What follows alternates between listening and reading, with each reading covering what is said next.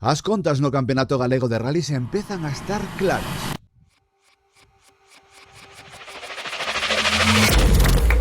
Creo que contando con que Alberto gane as 3 probas que quedan, a nós con facer un resultado que sea cuarto ou quinto nalgunha delas sería suficiente para ser campeóns.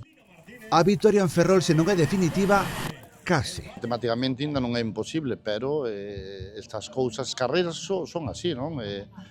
Canto máis prepárase, canto mellor tes todo organizado, pois venche unha mariconada destas.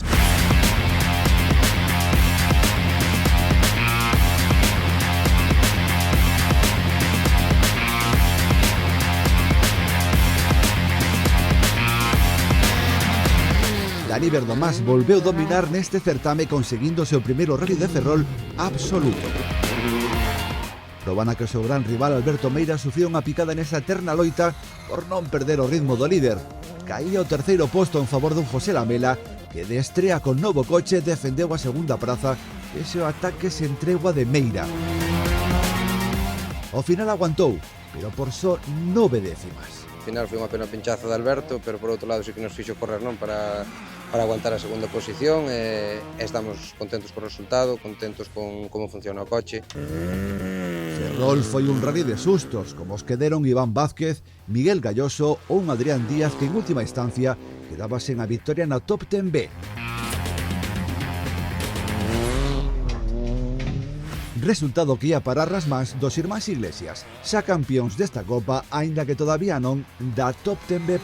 Nos tamén tuvemos a mala suerte de ayer que tuvemos esa rotura, tuvemos que penalizar que non demos preparado unos 15 minutos que daban de parque hoxe pola mañán. A Challenge R2 volveu regalarnos outro deses duelos de altura con Pablo Sánchez e Rubén Tourón lanzados a pola súa primeira vitoria ata que unha picada deixábao sen opcións. Jorge Pérez e David Rivas, metidos unha vez máis en pleno duelo, xogárona nos últimos tramos e o do Opel Adam saiu vencedor. Sí, o tema animas, agora temos que ir a Carballiño. Quen gane vai ganar a Copa, entón, bueno, vai estar interesante. Sabemos que Rivas, sobre todo, vai ser un rival que vai dar todo. Entre os Classic, Carlos López e David Saavedra comenzaron con problemas de interfonos, pero unha vez liquidados, a vitoria na Copa copada por BMW foi cousa deste equipo rápido e espectacular, que ademais foi noveno na clasificación xeral. Hoxe, na salida, cando acabamos o primeiro tramo, empezounos a darnos aí un pouco a lata ao embrague, bueno, fomos aguantando aí como puidemos hasta que ahora acabamos, bueno, que mellor que a vitoria. Prevíase o enésimo duelo na AMF entre Dani Álvarez e Marco San Román. O do Peugeot 205 sufría unha saída e abandonaba.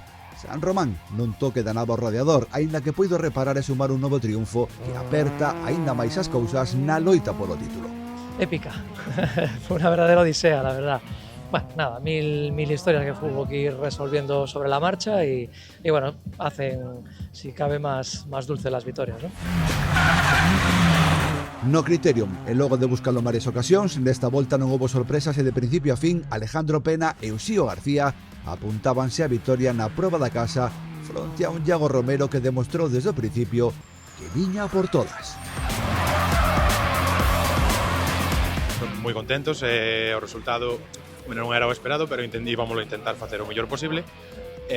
Bueno, a verdad que non se leu todo perfecto, os tramos, todo foi un cúmulo de circunstancias, se leu todo perfecto, bueno, e está, levamos todo o ano tamén intentando conseguir este resultado, e fomos mellorando, adaptándonos ao coche, obviamente, todo, e, bueno, non podemos estar máis contentos.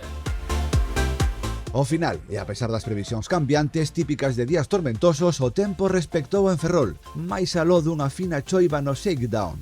O Campeonato Galego de Rallys inicia así a súa recta final de tempada.